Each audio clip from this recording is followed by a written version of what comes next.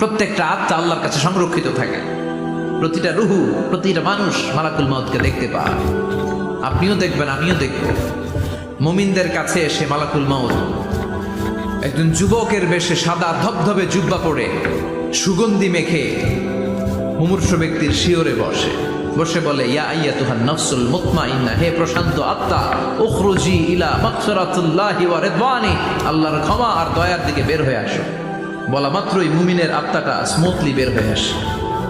কাফান মিন আকফানিল জান্নাহ, হানুত মিন হানুতিল জান্নাহ, জান্নাত থেকে আনা সুগন্ধি কাফনের মধ্যে পেঁচিয়ে তিনি রূহটাকে নিয়ে ইল্লিনে চলে যায়। সরাসরি দেখে মালাকুল মউতকে।